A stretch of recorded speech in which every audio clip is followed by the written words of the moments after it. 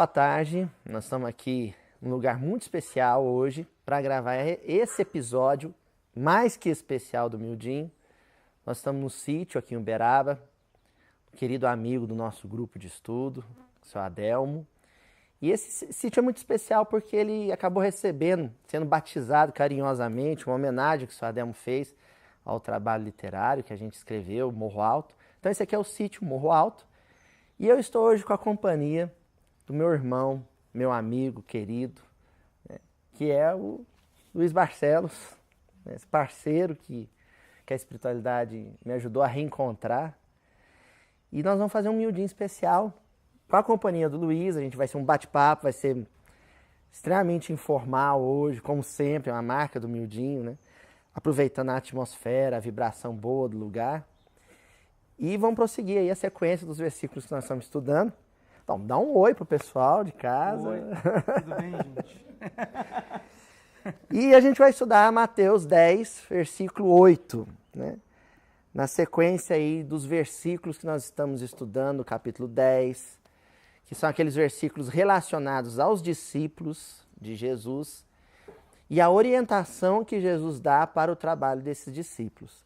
Então, o versículo 8 do capítulo 10 diz assim: curai enfermos, erguei mortos, purificai leprosos, expulsai demônios, de graça recebestes, de graça dai. Vamos repetir mais uma vez. Curai enfermos, erguei mortos, purificai leprosos, expulsai demônios, de graça recebestes, de graça dai. Qual que é a proposta dinâmica para hoje? Que foi, e justifica a razão do Luiz estar aqui com a gente, que a gente pensou. A proposta é a gente fazer a análise do versículo, mas utilizando trechos do livro Morro Alto, né? E aí nós vamos bater um papo, eu vou comentar algumas coisas, o Luiz vai comentar outras, para a gente ver como a história específica de um personagem do livro Morro Alto, de uma passagem do livro do Morro Alto, se está enlaçada, né, está próxima, está entrelaçada, é o termo melhor, a esse versículo que nós vamos estudar hoje. Então, nós vamos começar destacando aqui algumas palavras, Luiz Barcelos. Enfermos, mortos, leprosos, demônios. Todas essas palavras nós vamos analisar num combo só. Está na moda esse negócio de combo, né? Num combo só. Esse é o perfil das pessoas que os discípulos iam encontrar em sua tarefa missionária. Enfermos, mortos, leprosos, demônios. Luiz Barcelos, quando a gente pensa num enfermo, num morto espiritual, num demônio do sentido espiritual, no livro Morro Alto, de quem que o senhor lembra? Caninana. Caninana. Vamos falar um pouquinho dele, então? Zefirino Caninana. Quem é esse personagem do livro? Zefirino Caninana, ele é chefe de uma jagunçagem, né? De um grupo de jagunços que serve a um coronel medonho, que manda, né? Tem um mando político na região e que exerce esse mando político utilizando a força. Ele faz o uso dessa milícia que está a serviço dele, ele faz um uso hostil, violento, pressionando a população local. E o chefe da milícia é um sujeito terrível, né? Ele é um sujeito treinado nas artes, nas malas artes é o termo usado, né? Da força bruta, do uso de armas, né? Da violência, que é o Zefirino Caninana. Eu separei um trechinho aqui para a gente ler sobre o Zefirino Caninana, né? Que diz assim, lá do livro Morro Alto: o comando dessa jagunçada figurava por conta de um mulato dos olhos verdes chamado Zefirino Caninana. O povo dizia dele que tinha a alma enlutada pelas ruindades já praticadas. Era de uma bruteza enojada de si, dragão cuspidor de fogo, revoando à solta pelo sertão. Então, vamos separar umas palavrinhas aí, vamos ver o que há de enfermo, de triste na personalidade desse personagem, que é o Zefirino Caninana, né? Por que enfermo? Você lembra do estudo sobre enfermos, no Mildinho? Um pouquinho.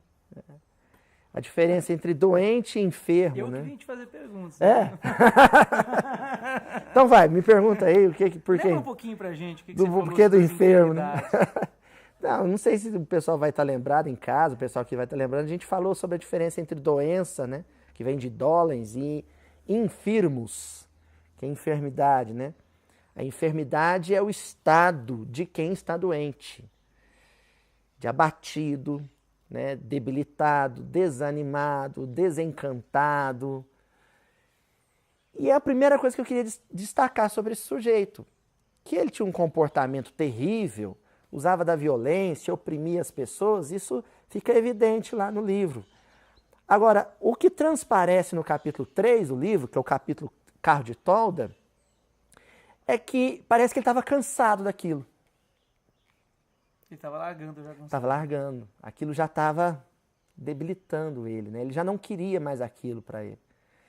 Que é mais ou menos o perfil das pessoas que os discípulos vão encontrar quando eles saem em missão. Quem que eles vão encontrar? Quem é que vai se predispor a escutar um discípulo de Jesus?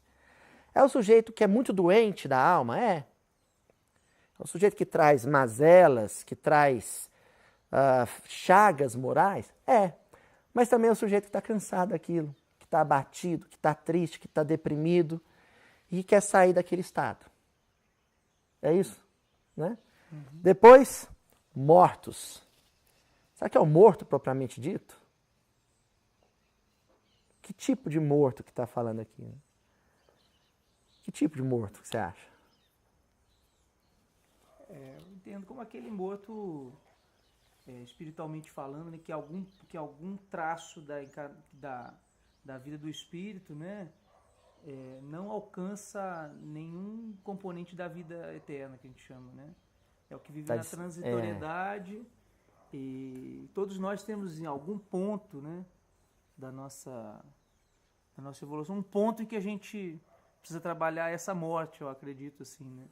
Então, acho que no caso do Zeferino Caninana, é como se estivesse estacionado, né? Então, naquele ponto... Está coagulado, né? Coagulou, estacionou, estava represado aquilo. E repete experiências sem... Muito legal você falar esse negócio, porque a abertura do miudinho é a água jorrando, né? Uhum. E parece que todas as bênçãos de Deus que jorravam até ele, quando chegava nele, represava. Uhum. Não fluía. A bondade de Deus e das pessoas que chegavam no coração dele não era repassado, ele não dava passagem para aquilo, ele represava aquilo.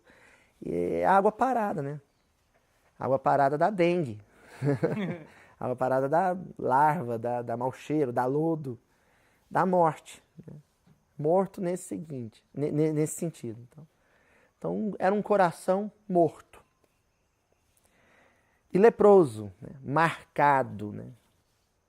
As chagas morais. Hoje eu estava conversando com o Luiz, a gente estava mais ou menos elaborando o que ia ser comentado aqui. E aí eu lembrei com ele, eu não me lembro a palavra em hebraico, mas não é bem lepra, né? Existe uma palavra em hebraico para todas as dermatites que eram comuns na época. Agora, o que se dizia sobre essas dermatites era curioso, porque se dizia na cultura hebraica daquele período, no século I para trás, que no caso Deus teria marcado as pessoas, né? Por conta de equívocos e perturbações íntimas. E a gente sabe de fato que muitas dermatites são em função de distúrbios de ordem emocional, né? Então se dizia que a pessoa estava marcada. O problema é que eles expurgavam a pessoa do convívio social. Ah, você está evidenciado em você, na sua pele, que você está passando por algum transtorno. Ao invés de acolhê-lo, o indivíduo, o grupo isolava. Daí as passagens no Evangelho, todas elas, em que os leprosos são expulsos do convívio social. Quando a pessoa conseguia superar aquele trauma, né, o problema de pele melhorava, cicatrizava, ela corria e se mostrava para o sacerdote dizia, ó, você teve absolvição divina, pode voltar para o convívio social. Por isso que Jesus dizia aos leprosos que ele curava, né? Vai e se mostre ao sacerdote. Então aqui o leproso representa as marcas que são evidentes no nosso corpo. É a famosa somatização. Nós somatizamos muitos dos nossos tormentos, das nossas aflições íntimas. E por último, demônios. Que foi algo que você comentou, como você pediu para eu explicar. Como é que é essa questão? É o processo da expulsão, né? Fica parecendo que é banir, vai embora daqui, né? Um afastamento, né? Afastamento. É algo que as pessoas imaginam. E o que se espalhou como crença comum no movimento espírita, que a gente chama de desobsessão. Desobsessão seria fazer com que as pessoas sejam libertadas da influência de um espírito. Aí fica parecendo que manda esse espírito para lá, acorrenta, leva ele para o outro lado, para dar paz para um encarnado. E não é bem assim que funciona, né? Ex é fora. Expulsar é botar para fora, né? É tirar de dentro. No caso do enfermo encarnado. O Caninana era um obsidiado, era um endemoniado, ele não era em si um demônio. Mas existiam perturbações íntimas, demônios íntimos, que criavam no psiquismo dele fendas, brechas, por onde, aí sim, a entidade desencarnada atuava. É aquela fenda na casa mental por onde a influência externa atuava. Né? Seria isso. Quando um coração desse passava por um processo de evangelização, ele se libertava desses demônios íntimos. E aí, consequentemente, o fator causal, eu lembro que eu falei com você, né? Do fator causal. O fator causal, aquele que causa o assédio, ele era eliminado. Nós não somos assediados por espíritos ruins. Aliás, nós não estamos em perturbação porque somos assediados por espíritos maléficos ou infelizes. É o contrário. Nós nos tornamos assediados por eles porque apresentamos alguma perturbação. É que nem a mosca na ferida. Você não está com a ferida por causa da mosca. A mosca está em você por causa da ferida.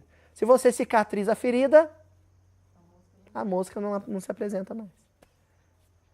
Era o caso do Zeferino. Bom, sabemos então quem é o primeiro personagem que está em análise aqui. Zeferino Caninana, que era um enfermo, era alguém que estava espiritualmente morto, era alguém que tinha as marcas dessa maldade, né? Dessa perturbação nele. Ele era um endemoniado e ao mesmo tempo um demônio, né? Nesse sentido de alguém em conflito íntimo. E aí, pronto, é assim, ele vai ficar assim para o resto da vida, vai sofrer o resto da eternidade? Foi isso que aconteceu, Luiz Barcelos? Não foi, não. Quem que você colocou no caminho dele? Eu não, né? Eu não, né? No livro. No livro, quem coloca no caminho dele é Deus, né? Quem que vai aparecer na vida de Zeferino Caninana como um discípulo de Jesus? Esse é o ponto. Né?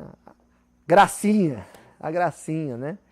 Então, toda a história do Zeferino ali, ela representa essa humanidade carente.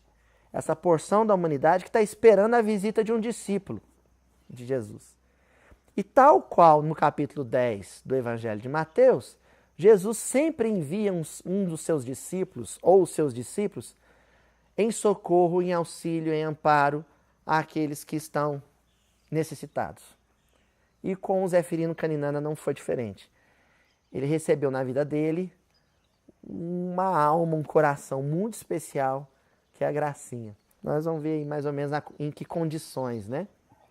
Então, num dado momento, o Zeferino Caninana, acompanhando o coronel Emericiano, que era o seu patrão, vai fazer uma visita a Morro Alto, né, que é a fazenda onde vivia a Gracinha. E nessa visita à fazenda Morro Alto, o Zeferino Caninana se encanta com a Gracinha. Ele se encanta com a ternura, com a doçura, com o carinho daquela menina, uma mocinha da fazenda, polvilheira, fazia polvilho. Então, Deus coloca na vida dele essa mocinha que trabalhava lá na fazenda, uma polvilheira, né? Fazia polvilho com a mãe, e ele se encanta com ela. A princípio, toda a família fica preocupada, porque ele era um homem perverso, um homem mau, né? Famoso pelas ruindades que ele praticava, né? E fala, poxa vida, como é que a gente vai escapar desse sujeito, né? Livrar a menina desse sujeito. Quando não era o interesse dela, ela não queria se livrar dele. Ela queria livrá-lo.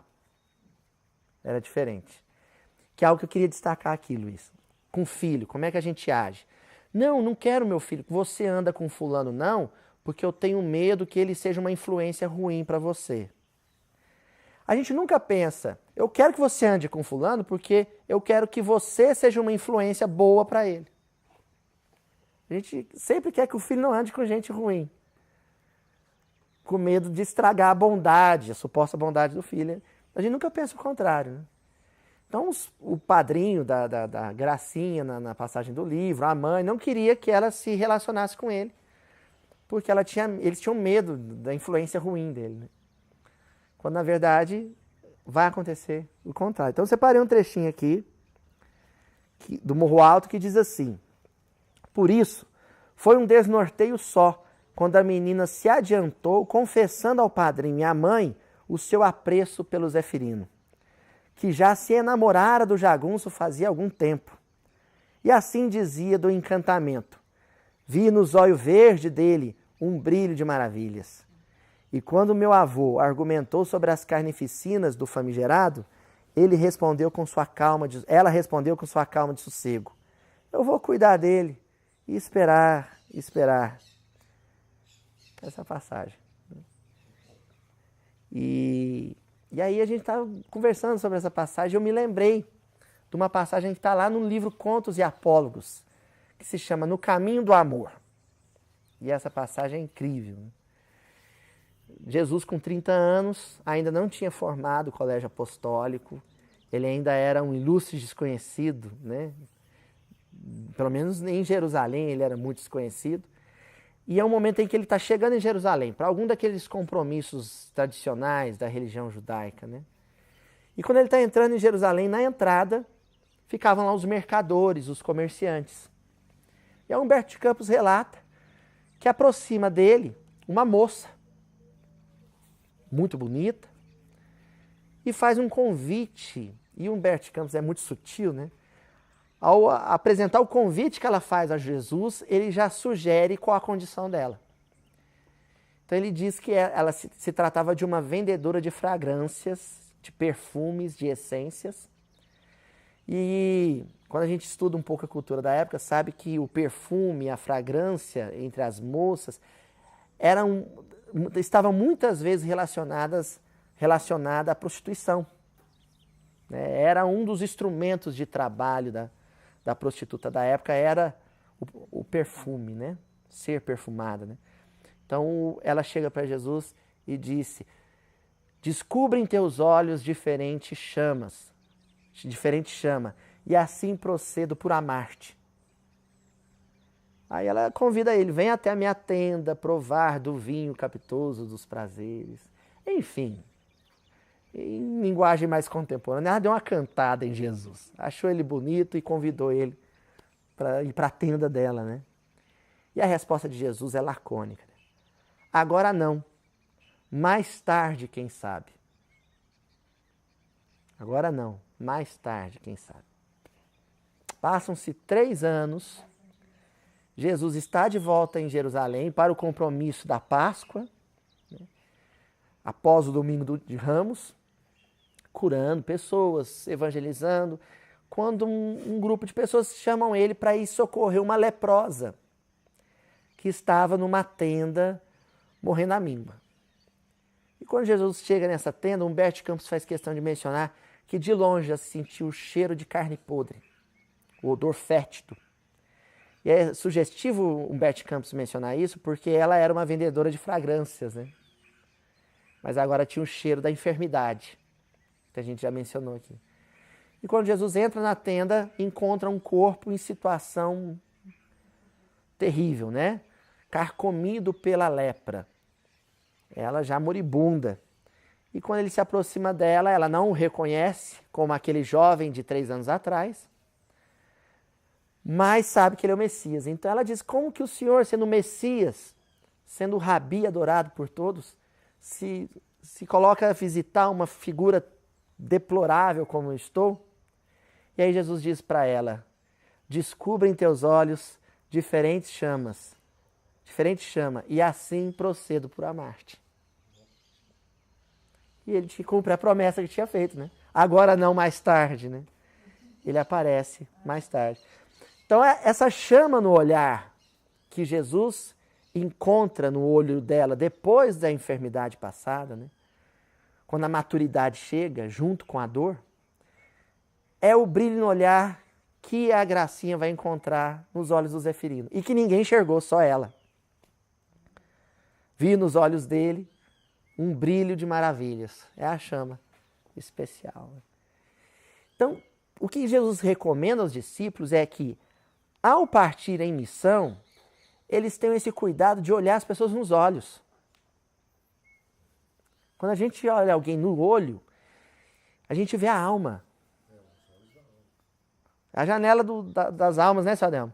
A gente vê, a gente enxerga a alma da pessoa. E enxerga tudo ali. Enxerga as mazelas, enxerga os vícios, enxerga as dificuldades, mas enxerga também o cansaço, a fadiga, enxerga também a vontade de ser diferente, de mudar aquela situação. E é isso que vai acontecer com a Gracinha. Com um detalhe, né? Ninguém muda assim. Isso não existe. Nada acontece a toque de caixa, não é assim. Então, na fala da Gracinha também está um outro elemento que os discípulos vão ter que lançar a mão na tarefa missionária deles. Paciência e esperança, que são duas coisas indissociáveis. Não existe esperança sem paciência, não existe paciência sem esperança. O esperar, é isso. Ela sabe que para essa chama, né, o que Jesus diz, se os teus olhos forem bons, todo o teu corpo terá luz. Mas para essa chama que nasce nos olhos, para ela tomar conta de todo o corpo, e todo o coração, e todo o pensamento, e toda a palavra, leva tempo. A chama nos olhos é uma fagulha de um incêndio. Para que o incêndio aconteça, leva tempo. Para que a alma inteira se torne uma sarça ardente, leva tempo. E aí, quem não sabe esperar, desiste do outro. Quem desiste do outro é quem não soube ter esperança. No fundo, não acreditava que tinha ali algo por trás, né? Não olhou na alma, Quando a gente né? não tem paciência, parece que é um pouco isso, né? A gente não acredita que tá Não acredita que vai melhorar. ali, né? O que é impaciência na hora de comer, ou na hora do almoço, Luiz? Aquela impaciência na hora do almoço, de quem eu quero, pronto, é que não acredita que uma hora aquele bife vai terminar de fritar, que aquele arroz vai terminar de cozinhar. Quem fala, não, o destino de todo arroz na panela é ficar cozido, o destino de todo bife na frigideira é ficar frito. Você se aquieta, uma hora fica pronto. Não é? Lidar com as pessoas é mais ou menos isso. Né? Quando dá errado, as ilusões da vida, que é o contrário desse fato. Você tem ilusões para viver uma vida boa, para ter uma pessoa do seu lado, com todo carinho, com toda a armação. Você arma tudo de bonito e de repente o caramunhão vem, bagunça tudo, tira tudo. Seu Adelmo está dizendo assim, e quando a gente cria uma série de expectativas em torno de alguém, e aí você cria um castelo de belezas e a nossa vida vai ser maravilhosa, e aí vem alguma coisa que desanda o comportamento, começa a dar errado. É porque é aquele negócio do processo, né, seu Adelmo? O processo é assim, vou definir com João Guimarães Rosa. O João Guimarães Rosa, ele dizia que o bonito da vida é que as coisas afinam e desafinam. Nós estamos aqui com o Luiz Barcelos, ele sabe que é assim, né? O instrumento afina e desafina. Quando desafina, o que acontece depois? Tem que afinar. Afina. Então, às vezes, o instrumento chega nas nossas mãos afinado, depois ele dá uma desafinada, você tem que acertar ali, corrigir o excesso ou a falta de tensão na corda. O problema é que isso exige paciência, Adel. Quando um músico troca a corda de um instrumento, né, Luizinho? Demora um tempo para o instrumento se acostumar com aquilo. Ele tem que afinar várias vezes, né, até ficar no ponto. Então a gente tem que ter essa paciência de saber. Está afinado? Desafinou? Afina de novo. Desafinou? Afina de novo. Até fixar a afinação. Até parar de oscilar. Aí, quando fica constante, aí é o espírito redimido. Mas isso leva tempo. Quando a gente fala tempo, pode ser anos, pode ser séculos, milênios. Milênios, né? E aí a gente vai falar agora um pouquinho também sobre a questão do polvilho, que é a tônica do capítulo Carro de Tolda, né? A Gracinha, ela fazia polvilho. Polvilho que acho que é a fécula da mandioca, né? Acho que é isso. Eu não sei muito de polvilho, não, eu escrevi, né? Como? A senhora sabe, né? Trabalhou com polvilho, é verdade, a mãe da senhora fazia, né? Então, o polvilho, tem 2 tipos de polvilho, né? O polvilho doce e o polvilho azedo, né? E o polvilho doce, né, rala a mandioca, né? Aí depois prensa ela, põe ela de molho, né?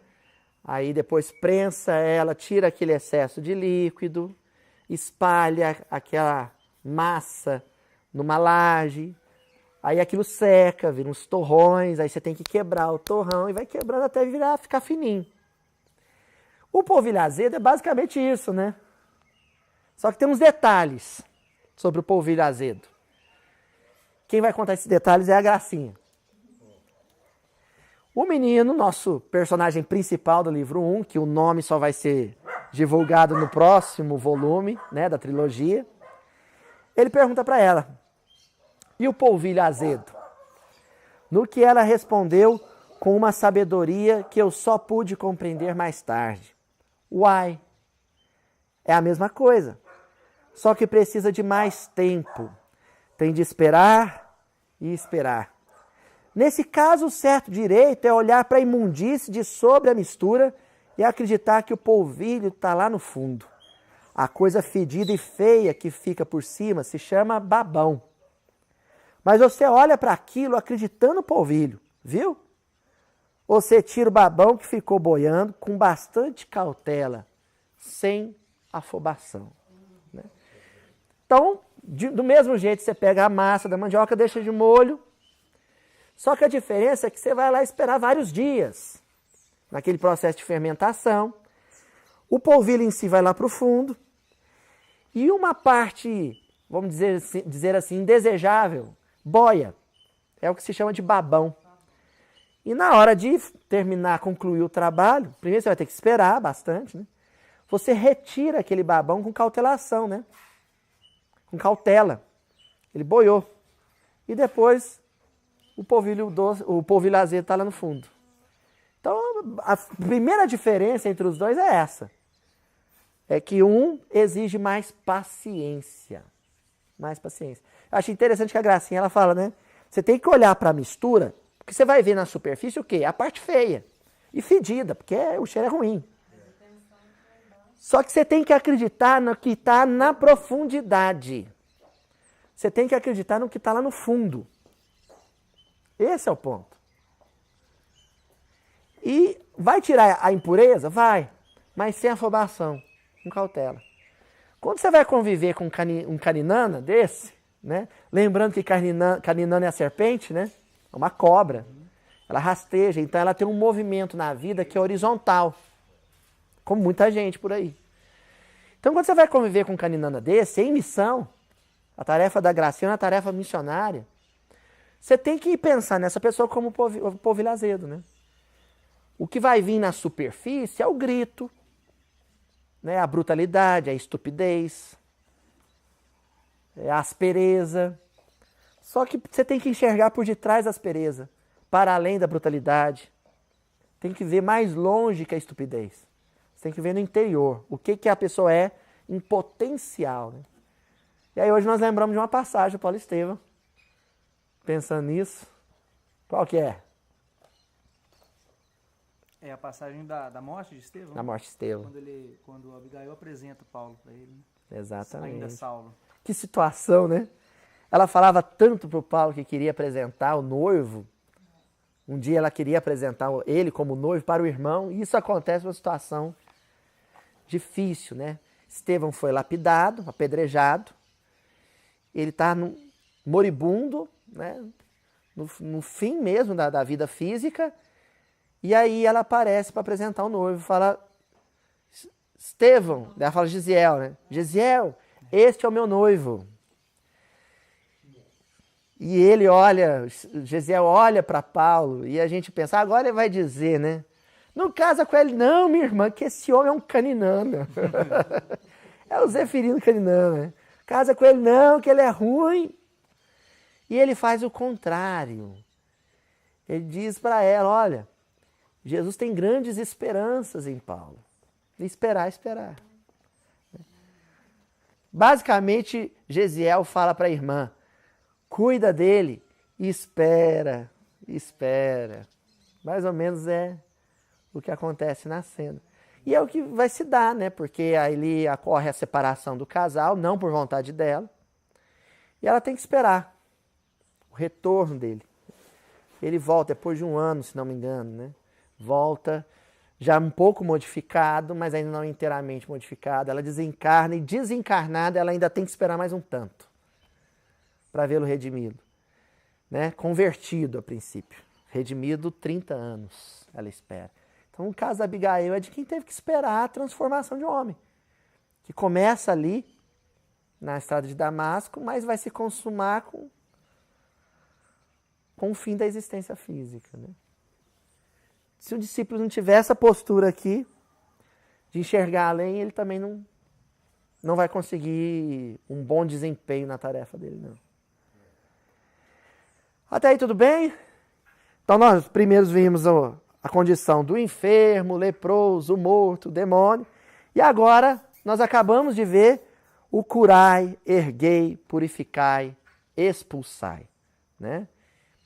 Então, a convivência da Gracinha com o Zeferino é que ia trazer para ele a cura, ia trazer para ele o reerguimento, a verticalização, porque ele era caninana, ele era serpente, ele era rasteiro, ele era horizontal. Ela vai ajudá-lo a se reerguer como um homem mesmo, né? Purificação, torná-lo puro através da paciência, né? Ele ia ser passado no ralador, né? Ele ia ser fermentado pelas experiências amargas. Seria, né? Será, talvez.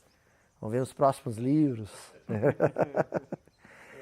E por último, ele vai conseguir expurgar aqueles demônios íntimos, né? Mas tendo nela aquele presente de Deus. E aí nós chegamos na última palavra.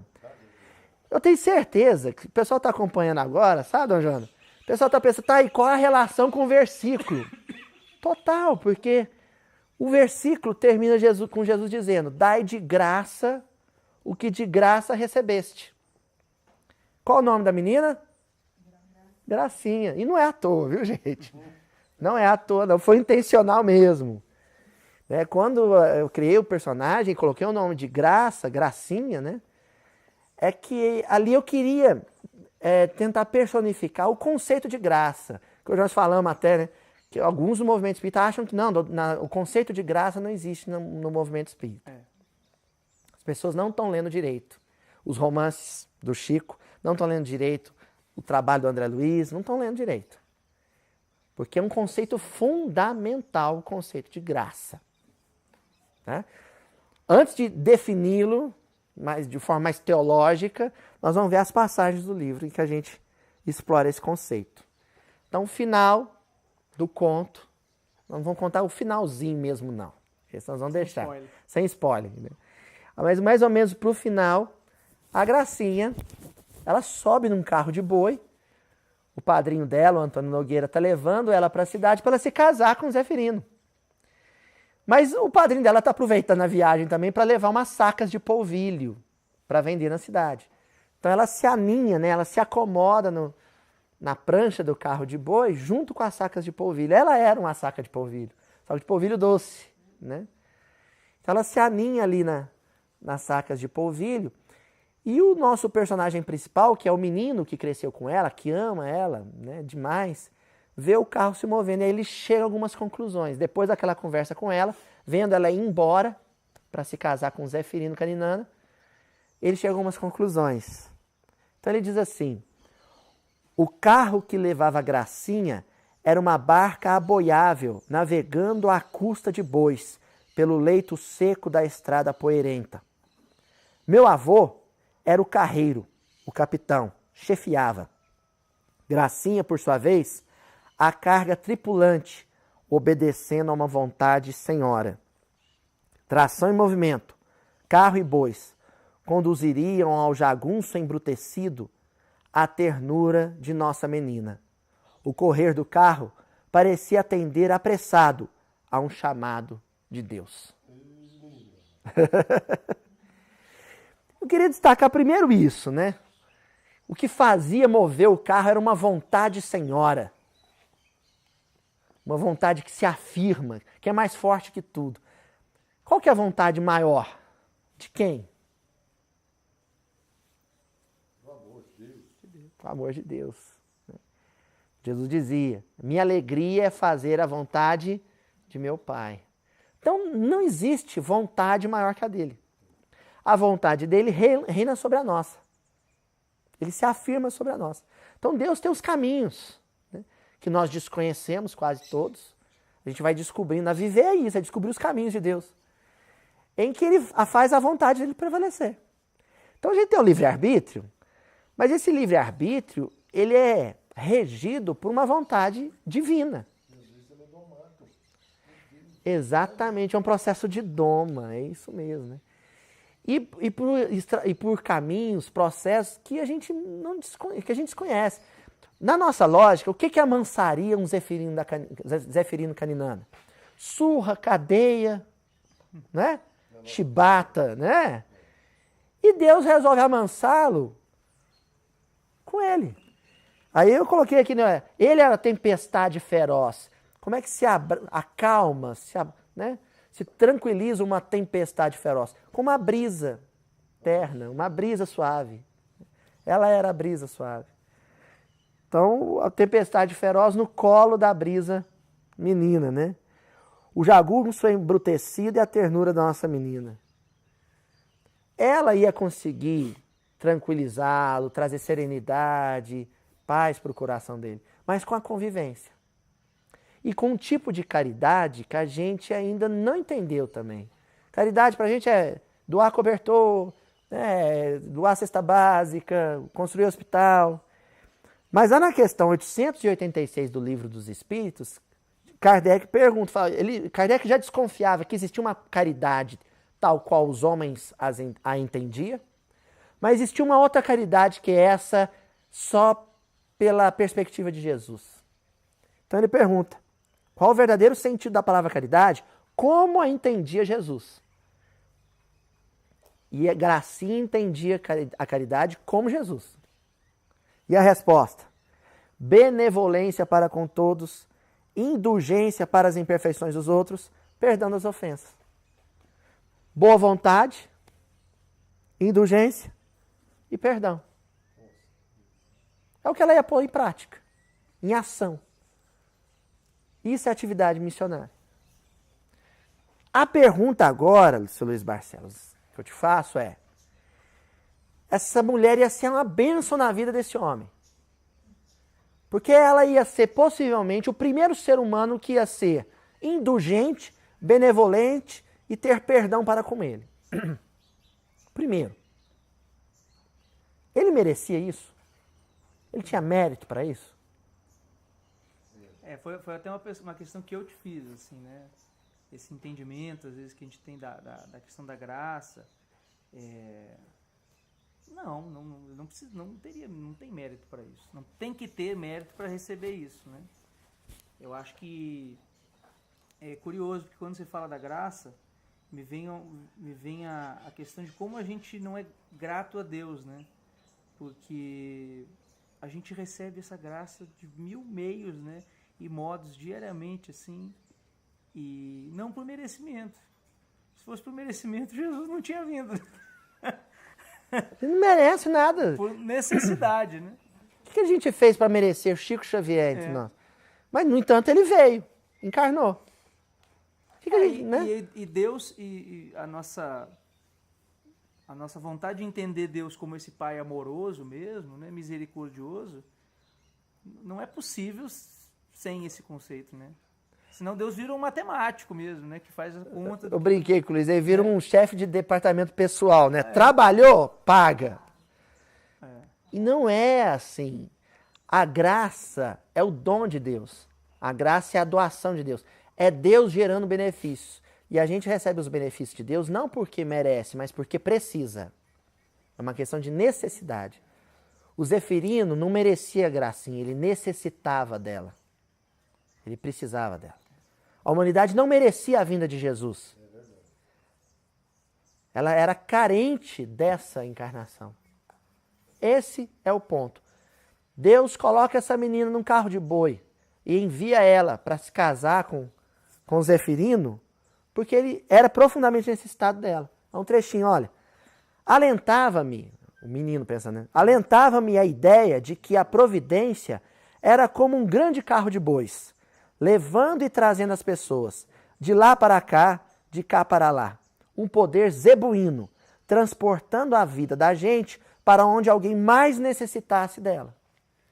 Aquela população, aquela multidão, vamos pensar aí, gente, aquela multidão na Judéia daquele tempo tinha escolhido Jesus, aliás, tinha escolhido Barrabás para ser solto e Jesus para ser crucificado. Aquela multidão merecia que Jesus enviasse os seus 12 discípulos diretos? Aquela multidão precisava daquilo. Necessitava. É uma multidão de caninanas, né? Por isso que no final da passagem, nós vamos estudar ela ainda, Jesus fala, eu vos envio como cordeiro aos lobos. O lobo não merece a ovelha, ele precisa dela, né? O coração perverso não merece o coração bondoso, ele precisa dele. Então, Gracinha é enviada como missionária, como discípula de Jesus, para socorro dele. Mas esse trechinho aqui, ó. E digo ao Senhor que me ouve atento. Viu, Sadel? Acho mesmo que Deus se compadecera do Zefirino. Sonhara algo melhor para a vida do infeliz. E por isso, entregara-o a Gracinha. Era a vontade dele, de Deus, ver a tempestade mais feroz dormindo tranquila no colo de uma brisa menina. A misericórdia divina, vestida de noiva, alcançaria o ser do Zefirino. E depois saberia esperar. Bonito, né? Foi antipático agora falar bonito. Mas é isso, né? Jesus enviava os discípulos dele, o amor que ele tinha por Pedro, para João. Ele sabia o que a multidão ia fazer com ele, né? O menino até fala para Gracinha, ele tenta alertar a Gracinha. Gracinha não vai. Zefirino é alma condenada, ele vai lhe sangrar o coração. Jesus sabia que aquela multidão na Judéia, no Mediterrâneo, era uma multidão que eram almas condenadas, iam sangrar o coração dos discípulos. Mesmo assim, ele os envia, porque a multidão merecia? Não, porque ela necessitava. Graça a isso. Agora, tem a conservação da graça, que isso é outro papo teológico, né? Você recebe a graça, Deus vai te doar os benefícios, você merecendo ou não. Uhum. Agora, conservar a graça é outra história. É a parábola do semeador. Todos os solos vão receber a semente. O com espinho, o pedregoso, o que for. Agora, qual que é o solo que vai germinar e frutificar? Aquele que acolheu a semente, que acolheu a graça. O Zefirino ia receber a gracinha merecendo ou não? Agora, permitir que a convivência com a gracinha o transforme é outra história. Aí exige esforço, exige transformação, exige renovação. Lapidação. É isso mesmo. Tá certo? Bom, esse capítulozinho, gente, ele foi inspiração para o meu amigo Luiz Barcelos fazer uma melodia, né? Nós vamos encontrar a letra dela aqui que a gente ainda não sabe. Então ele fez uma melodia, me mandou uma música e eu fiz uma letra, baseado nesse trabalho missionário, né? De quando nós somos instrumentos da graça de Deus. Dai de graça o que de graça recebeu. Por que que eu tenho que ser instrumento da graça de Deus para com alguém? Porque alguém foi instrumento da graça de Deus para comigo. A graça de Deus desce na vertical e depois corre na horizontal. Por mim, através de mim, mas vem de Deus. Se alguém foi isso para mim, eu tenho que ser isso para outros. O verso do Gladstone, né, na música C. Ser Deus para eles, como Deus é para ti. Não é assim? Então, nós fizemos essa música e a gente vai fazer uma versão meio informal aqui, uma versão de autores aqui.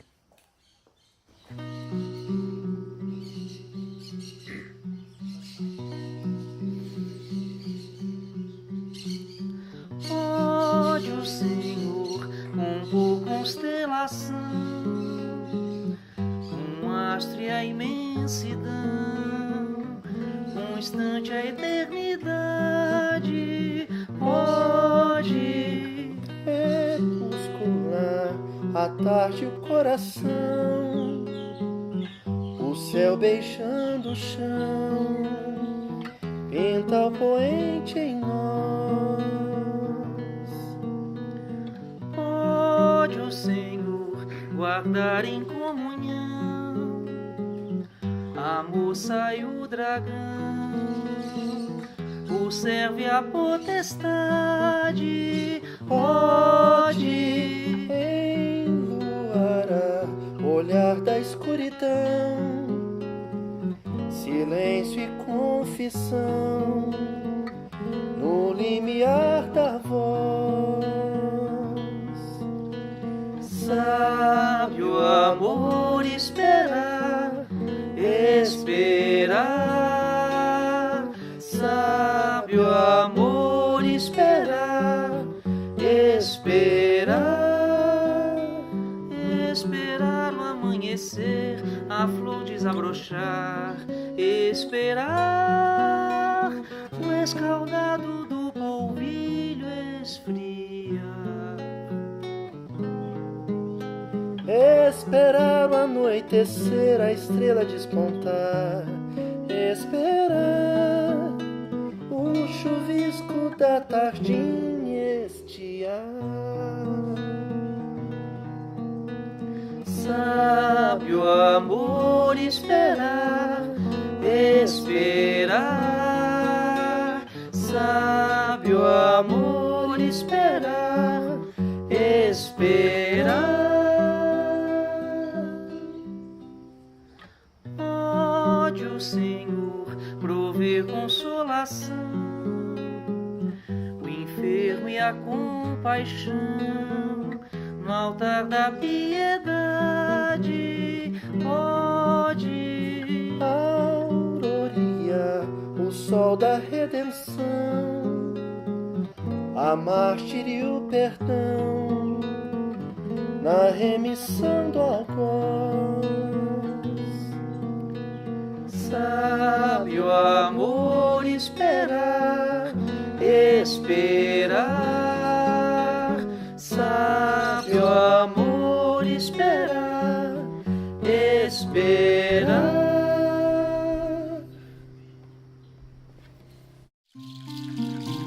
Primeiro, você tem que descobrir qual que é a vontade de Deus. Como é que eu descubro a vontade de Deus? Não é em casa de braço cruzado, chorando, me engano. É com a mão na massa. É trabalhando pelo bem dos outros. Porque trabalhando no bem dos outros, eu vou descobrindo a medida do belo que existe em mim.